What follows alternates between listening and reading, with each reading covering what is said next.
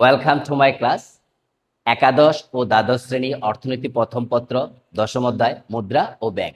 আজকের ক্লাসে আমরা অর্থের পরিমাণ তত্ত্ব অথবা মুদ্রার পরিমাণ তথ্য, যা ইংরেজিতে কোয়ান্টিটি থিওরি অফ মানি বলা হয়, ফিশারের এই তথ্যটি নিয়ে আমরা আলোচনা করব।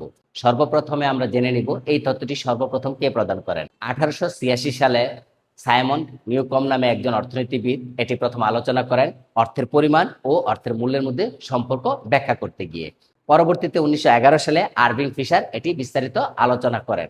আমরা যদি দেখি প্রিন্সিপাল অফ পলিটিক্যাল ইকোনমি, এই গ্রন্থটির মাধ্যমে সাইমন নিউকম 1886 সালে অর্থের পরিমাণ তথ্য নিয়ে আলোচনা করেন। পরবর্তীতে এটি পরিমার্জিত করেন আরভিং ফিশার নামে মার্কিন অর্থনীতিবিদ 1911 সালে। যে বইয়ের মাধ্যমে তিনি ব্যাখ্যাটি উপস্থাপন করেন সেটি হলো the purchasing power of money. অর্থাৎ এই গ্রন্থের মধ্যে তিনি অর্থের পরিমাণ এবং অর্থের মূল্যের মধ্যে সম্পর্ক ব্যাখ্যা করেন। ফিশারের এই তথ্যটি যেহেতু সাইমন নিউকমের তথ্যকে বিশেষায়িত করেছে, তাই এই দুইটা তথ্যকে একসাথে বিভিন্ন অর্থনীতিবিদগণ নিউকম ফিশার অ্যাপ্রোচ নামে অথবা American version of quantity theory of money অথবা ক্রুড কোয়ান্টিটি থিওরি অথবা old fashion quantity theory of money নামেও সংজ্ঞায়িত করেছেন। এখন আমরা যদি এখানে খেয়াল করি তাহলে আমরা দেখতে পাই অর্থের পরিমাণ তথ্যটি সর্বপ্রথম সাইমন নিউকম প্রকাশ করেন এবং পরবর্তীতে এটি পরিমার্জিত করেন ফিশার এবং বিশ্বে এটি সুপরিচিতি লাভ করে, যার কারণে এটা ফিশারের অর্থের পরিমাণ তথ্য হিসেবে বিশ্বে পরিচিতি লাভ করেছে।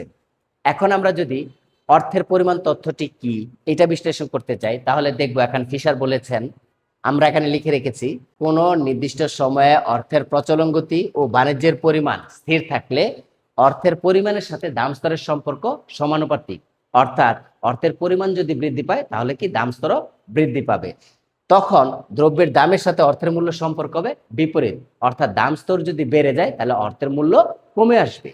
সে অবস্থায় অর্থের পরিমাণ দ্বিগুণ হলে অর্থের মূল্য হবে অর্ধেক। অর্থাৎ অর্থের পরিমাণ যদি দ্বিগুণ হয় তখন অর্থের মূল্য যেহেতু কমে আসবে, অর্থের পরিমাণ দ্বিগুণ হলে অর্থের মূল্য তখন হবে অর্ধেক। তাহলে সম্পূর্ণ তথ্যটি যদি আমরা সংক্ষেপে বিশ্লেষণ করি, যেহেতু এখানে অর্থের প্রচলন গতি এবং লেনদেনের পরিমাণ বা বাণিজ্যের পরিমাণ স্থির ধরা হয়েছে, তাহলে আমরা এইভাবে বলতে পারি, অন্যান্য অবস্থা স্থির থেকে অর্থের পরিমাণ দ্বিগুণ হলে দাম স্তর দ্বিগুণ হবে, কিন্তু অর্থের মূল্য হবে অর্ধেক। সংক্ষেপে আমরা এই কথাটা বলতে পারি। তাহলে আমরা লিখতে পারি, অন্যান্য অবস্থা স্থির থাকলে দ্রব্যের দামের সাথে অর্থমূল্যের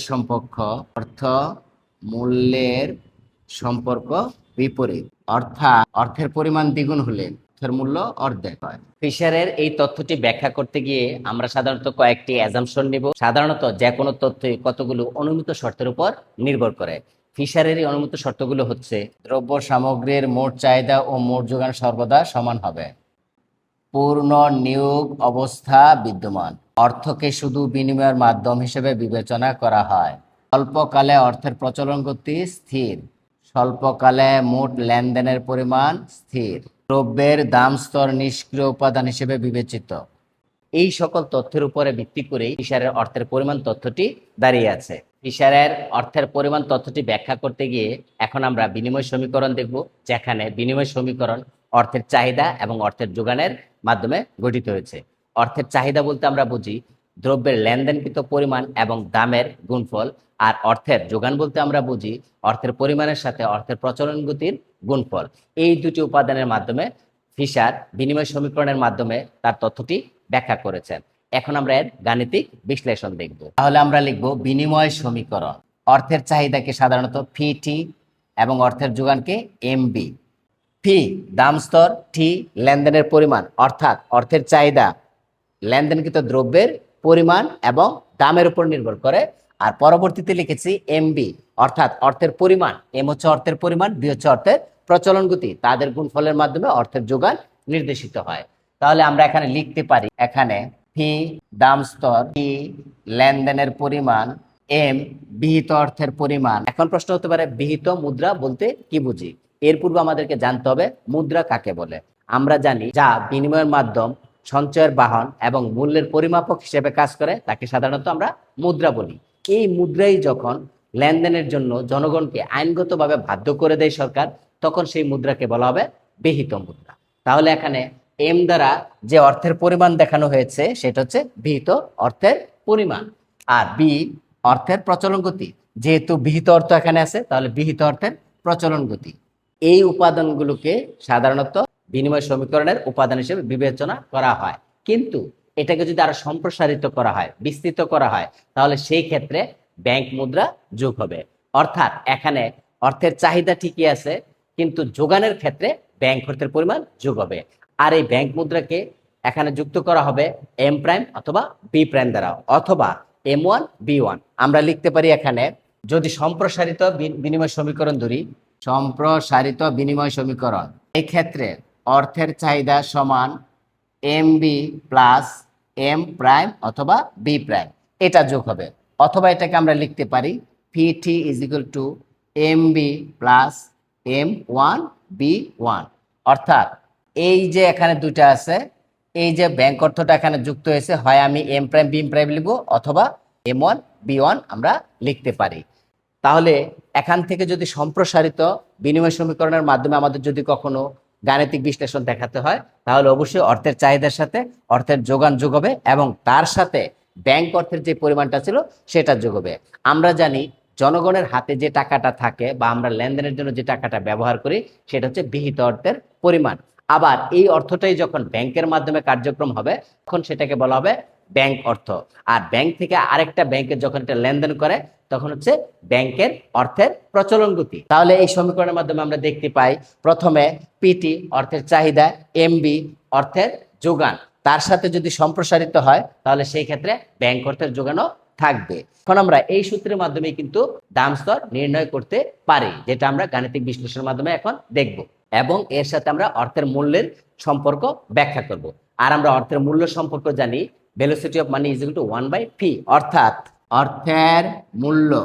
তাহলে এই সূত্রের মাধ্যমে আমরা দাম স্তর নির্ণয় করতে পারবো এবং অর্থের মূল্য সম্পর্কের মাধ্যমে এটা ব্যাখ্যা করতে পারবো যে দাম স্তর বৃদ্ধি এবং হ্রাসের ফলে অর্থের মূল্যের কিরূপ পরিবর্তন হয়েছে।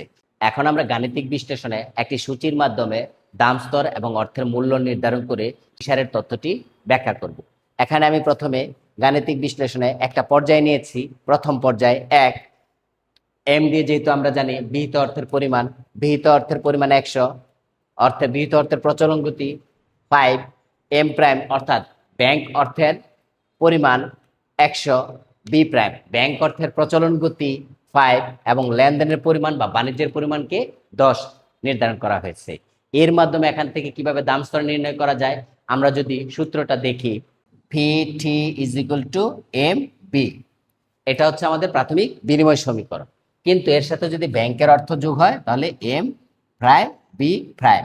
এখন আমরা যদি দাম স্তর নির্ধারণ করি তাহলে ফি রাখবো M B plus M prime B prime by T. এই যে এখানে যে সূত্রটা পেয়েছি আমি এখানে এটা ডিরেক্টলি লিখে দিয়েছি। পরবর্তীতে আমরা এটাও জানি B M is equal to 1/p, যা অর্থের মূল্যকে নির্দেশ করে। তাহলে আমরা এই দুটা সূত্রের মাধ্যমে ফিশারের যে তথ্যটি এটা বিশ্লেষণ করব। এখন তাহলে আমরা প্রথম পর্যায়ের ক্ষেত্রে যদি এই মানগুলো নিয়ে আমি এখানে বসিয়ে দিই, M 100 into B 5 plus M prime 100 into B 5 B prime 5 by T 10, এটাকে যদি ক্যালকুলেশন করা হয় তাহলে 500 প্লাস 500 ভাগ 10, তাহলে আসে কত, 1000 ভাগ 10, তাহলে আসে 100। তাহলে আমরা দেখতে পেলাম এই মানগুলো যদি এখানে স্থানান্তর করি তাহলে আমাদের দাম স্তর আসে 100। এখন এই 100কে যদি অর্থের মূল্যে প্রকাশ করি তাহলে কি আসবে, অতএব B M is equal to 1/100 ভাগ করলে 0.01। তাহলে দাম স্তর যখন 100 তখন অর্থের মূল্য হচ্ছে 0.01। আবার এই দাম স্তর যদি আমি এখন পরবর্তীতে বৃদ্ধি করি, যেহেতু আমাদের ফিশারের তথ্যে বলা হয়েছিল অর্থের পরিমাণের সাথে দাম স্তরের সম্পর্ক সমানুপাতিক, অর্থাৎ অর্থের পরিমাণ যদি বৃদ্ধি করা হয় তাহলে দাম স্তর বাড়বে। আর এই ক্ষেত্রে বলা হয়েছিল অর্থের পরিমাণ যদি দ্বিগুণ হয় তাহলে দাম স্তরের পরিমাণ দ্বিগুণ হবে, কিন্তু অর্থের মূল্য হবে কি, অর্ধেক। পর্যায় 2 নিলাম, অর্থের পরিমাণ যেহেতু দ্বিগুণ হবে তাহলে এখানে আমরা লিখতে পারি 200। যেহেতু অর্থের প্রচলন গতি স্থির তাহলে যেটা আছে সেটাই থাকবে 5, আবার ব্যাংক অর্থের পরিমাণ দ্বিগুণ করতে হবে, তাহলে এখানে নিলাম 200। প্রচলন গতি স্থির থাকবে, লেনদেনের পরিমাণও কি স্থির থাকবে। এই মান এখন যদি আমরা সেই পূর্বের মতো দাম স্তর নির্ধারণ করি, তাহলে এখানে দেখতে পাবো পি ইজ ইকুয়াল টু, তাহলে মান চলে আসে 200, এম এর মান 200, বি এর মান 5 প্লাস এম এর মান 200 ইন্টু বি এর মান 5, লেনদেনের পরিমাণ 10। এখন যদি ক্যালকুলেশন করি তাহলে হয় কত, 1000 প্লাস 1000 ভাগ 10, তাহলে 2000 ভাগ 10, তাহলে 200। তাহলে এখন দেখতে পাই আগের দাম স্তর ছিল 100 আর বর্তমান দাম স্তর 200, অর্থাৎ অর্থের পরিমাণ দ্বিগুণ করা হলে দাম স্তরও কি হয়েছে, দ্বিগুণ হয়েছে। এখানে যদি আমরা অর্থের মূল্য প্রকাশ করি তাহলে দেখতে পাবো 0.005, অর্থাৎ পূর্বের যেই অর্থের মূল্য ছিল বর্তমান অর্থের মূল্য কি তার অর্ধেক হয়ে গেছে। তাহলে এখান থেকে আমরা বলতে পারি অর্থের পরিমাণ যখন আমরা দ্বিগুণ করেছি দাম স্তরও কি হয়েছে, দ্বিগুণ হয়েছে, কিন্তু অর্থের মূল্য কিন্তু পূর্বের তুলনায় কমে গেছে, অর্থাৎ অর্ধেক হয়েছে। তাহলে ফিশারের সূত্রে যেটা বলা হয়েছিল যে অর্থের পরিমাণ দ্বিগুণ হলে দাম স্তর দ্বিগুণ হয় কিন্তু অর্থের মূল্য হয় অর্ধেক, এটা কিন্তু এখানে প্রমাণিত হয়েছে। আবার যদি আমরা অর্থের পরিমাণ হ্রাস করি সেই ক্ষেত্রে কি ঘটনা ঘটতে পারে সেটা বলেছিলাম যে অর্থের পরিমাণ যদি হ্রাস করি তাহলে দাম স্তরও হ্রাস হবে কিন্তু অর্থের মূল্য কি হবে, বৃদ্ধি পাবে। যখন সেটা অর্ধেক ছিল সেটা হয়ে যাবে কি দ্বিগুণ। খেয়াল করেন এখানে যদি 3 পর্যায়ে নেই, আমরা মনে করেন 50 নিলাম, পূর্বের যে তো ছিল, পূর্বে কত ছিল 100, এখন নিয়েছি কত 50, তাহলে এটা স্থির রয়ে গেছে, তাহলে এটা 50, এটা স্থির রয়ে গেছে, লেনদেনের পরিমাণও স্থির থাকবে, তাহলে ফি ইজ ইকুয়াল টু কি হবে 50। তাহলে এম এর মান হচ্ছে 50 ইন্টু বি এর মান পূর্বেরটাই 5 প্লাস এম এর প্রাইমের মান 50, 5 নিচে 10, তাহলে যদি আমরা গুণ করি 250 প্লাস 250 10 500 10, তাহলে কত হলো 50। তাহলে এখানে খেয়াল করেন পূর্বের দাম স্তর ছিল কত 100 আর বর্তমানে কত 50, যদি আমরা হ্রাস করি তাহলে কমে আসে, অর্থাৎ অর্ধেক হয়। এটাকে যদি আমরা অর্থের মূল্যে প্রকাশ করি তাহলে 1/50। এখন যদি আমরা এটাকে ভাগ করি তাহলে সে 0.02, অর্থাৎ পূর্বে যেটা ছিল 0.01 তার দ্বিগুণ হয়েছে, অর্থাৎ অর্থের পরিমাণ যদি হ্রাস করেন দাম স্তর হ্রাস পাবে কিন্তু অর্থের মূল্য কি হবে, বেড়ে যাবে। সেটাই ভাবে বলতে পারি আমরা যে অর্থের পরিমাণ যদি অর্ধেক করি তাহলে দাম স্তরও কি অর্ধেক হবে কিন্তু অর্থের মূল্য হবে কি দ্বিগুণ। সুতরাং এই সূচির মাধ্যমে আমরা বলতে পারি ফিশারের যে অর্থের পরিমাণ তথ্যটি রয়েছে তার গাণিতিক বিশ্লেষণ এই বিনিময় সমীকরণের মাধ্যমে প্রকাশ করা যায়। এখন যদি আমরা এটা বক্স করে দেই তাহলে দেখতে পাবো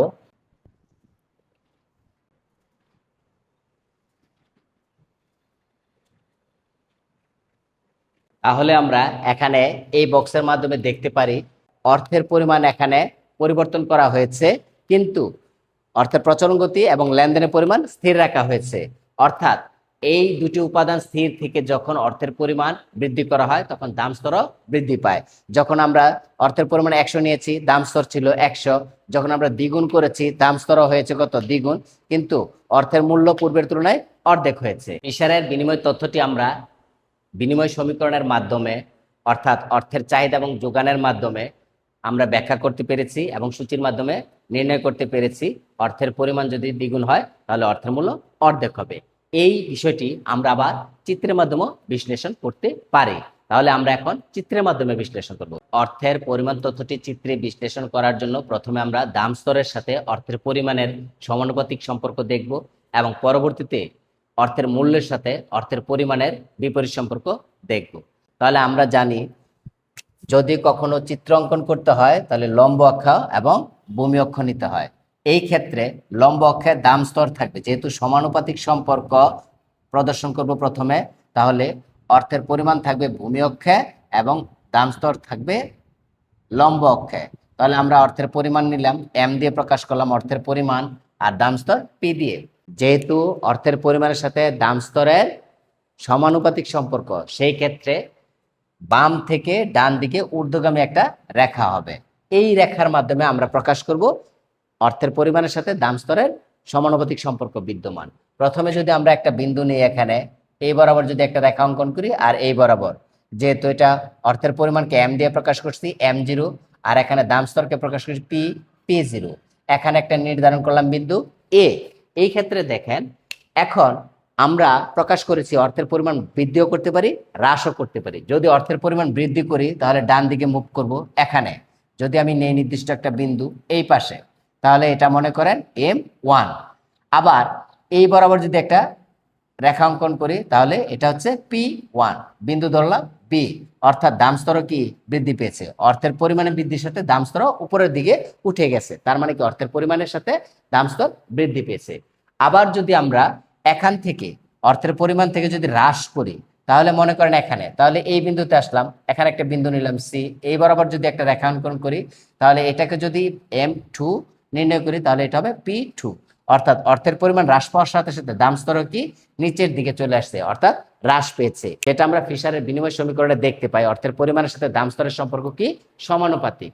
তাহলে আমরা এই চিত্রের মাধ্যমে দেখতে পাই অর্থের পরিমাণ বৃদ্ধির সাথে দাম স্তর বৃদ্ধি পায়, অর্থের পরিমাণ হ্রাসের সাথে দাম স্তরও কি হ্রাস পায়। এখানে আমরা লিখতে পারি যেহেতু দামের সাপেক্ষে পেয়েছি P = ফাংশন অফ M, অর্থের পরিমাণের সাথে দাম স্তরের সম্পর্ক দেখানো হয়েছে, তাহলে আমরা এখানে দাম স্তরটা কার মাধ্যমে পেয়েছি, অর্থের পরিমাণের সাথে। তাহলে আমরা লিখতে পারি P = ফাংশন অফ M। এখন এই বিষয়টা কি আবার অর্থের মূল্যের সাথে প্রকাশ করা যায়। আর আমরা জানি অর্থের পরিমাণ যদি দ্বিগুণ হয় তাহলে অর্থের মূল্য হবে অর্ধেক। তাহলে এই ক্ষেত্রে আমরা লিখতে পারি পূর্বের মতোই ভূমি অক্ষ এবং লম্ব অক্ষ নিব। আমরা অর্থের মূল্য লিখব লম্ব অক্ষে, অর্থের মূল্যকে BM দিয়ে প্রকাশ করা হয়, আর অর্থের পরিমাণ থাকবে ভূমি অক্ষে, M দিয়ে প্রকাশ করা হয়। এখন যেহেতু অর্থের মূল্যের সাথে অর্থের পরিমাণের একটা বিপরীত সম্পর্ক রয়েছে, তাহলে এটা বাম থেকে ডান দিকে নিম্নগামী হবে। তাহলে পূর্বের মতোই এখানে যেমন M0 নিয়েছি, আমি একটা নির্দিষ্ট বিন্দু নেই প্রথমে M0, অর্থাৎ অর্থের পরিমাণ M0, তাহলে এখান থেকে একটা রেখা, তাহলে BM0, অর্থাৎ অর্থের মূল্য প্রকাশ করা হয়েছে। এখানে যদি একটা বিন্দু ধরি তাহলে এই বিন্দু নিলাম। এবার আমি যদি অর্থের পরিমাণ বৃদ্ধি করি তাহলে অর্থের পরিমাণ বৃদ্ধি করলে আমরা জানি কি অর্থের মূল্য কমে আসে। তাহলে অর্থের মূল্য যদি বৃদ্ধি করে আমি এখানে নিলাম, তাহলে এখানে যদি নেই তাহলে এই যে এখানে চলে আসছে, এই যে এখানে দেখেন, তাহলে BMটা নিচে চলে আসছে, BM1, এটা বিন্দু ধরলাম B। আবার দেখেন এখন যদি M0 অর্থাৎ অর্থের পরিমাণ যদি আমি হ্রাস করি তাহলে এদিকে চলে আসবে। মনে করেন এখানে আসছে, তাহলে উপরের দিকে চলে যাবে, এই যে এখানে চলে গেছে, তাহলে BM2, তাহলে উপরের দিকেও চলে গেছে। অর্থের পরিমাণ যদি হ্রাস পায় তাহলে দাম স্তর কি হয়েছে, বৃদ্ধি পেয়েছে, এটাকে C বিন্দু লিখলাম। তাহলে এখানে খেয়াল করেন প্রাথমিক M2, তাহলে এখানে খেয়াল করেন M0 যখন ছিল তখন অর্থের মূল্য ছিল BM0, যখনই অর্থের পরিমাণ বৃদ্ধি করেছি অর্থের মূল্য হ্রাস পেয়েছে। আবার যখন অর্থের পরিমাণ হ্রাস করেছি তখন অর্থের মূল্য বৃদ্ধি পেয়েছে। তাহলে আমরা আইডেন্টিফাই করে দিতে পারি যখন বৃদ্ধি পেয়েছে তখন হ্রাস পেয়েছে, যখন এটা হ্রাস করেছি এদিকে চলে আসছে, বাম দিকে শিফট করছে, তখন সেটা কি অর্থের মূল্য উপরের দিকে চলে গেছে। তাহলে এটা আমরা কিসের মাধ্যমে পেয়েছি, BM পেয়েছি অর্থের মূল্যের সাপেক্ষে। তাহলে আমরা লিখতে পারি value of money = function of M। তাহলে এই দুটি চিত্রের মাধ্যমে আমরা দেখতে পাই অর্থের পরিমাণের সাথে দাম স্তরের সম্পর্ক সমানুপাতিক, অর্থাৎ বাম থেকে ডান দিকে ঊর্ধ্বগামী হয় রেখা। আর যদি অর্থের পরিমাণের সাথে অর্থের মূল্য সম্পর্ক দেখায় তাহলে সেটা বিপরীত সম্পর্ক, যেটা বাম থেকে ডান দিকে নিম্নগামী প্রকাশ করে। তাহলে এই চিত্রের মাধ্যমে আমরা অর্থের পরিমাণ তত্ত্বটি বিশ্লেষণ করতে পেরেছি। যদি এই চিত্রের ব্যাখ্যাটা দেওয়া হয় তাহলে সেই ক্ষেত্রে আমরা কি করব, দেখেন এখন এই চিত্রকে যদি প্রথম চিত্র ধরা হয়, চিত্র A, আর এটাকে যদি চিত্র B ধরা হয়, তাহলে একটু খেয়াল করেন এই দুইটা চিত্রের মধ্যে প্রথম চিত্র A, দ্বিতীয় চিত্র B।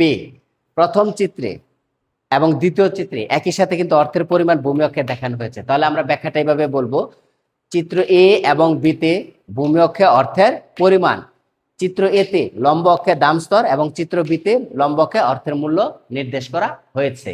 চিত্র A তে যখন অর্থের পরিমাণ বৃদ্ধি করা হয়, অর্থাৎ OM0 থেকে OM1 বৃদ্ধি করা হয়, তখন দাম স্তর OP0 থেকে OP1 বৃদ্ধি পায়, অর্থাৎ এ বিন্দু থেকে বি বিন্দুতে স্থানান্তরিত হয়। পরবর্তীতে যখন অর্থের পরিমাণ আবার হ্রাস করা হয়, অর্থাৎ OM0 থেকে OM2 নির্ধারণ করা হয়, তখন দাম স্তর OP0 থেকে OP2 হ্রাস পায়।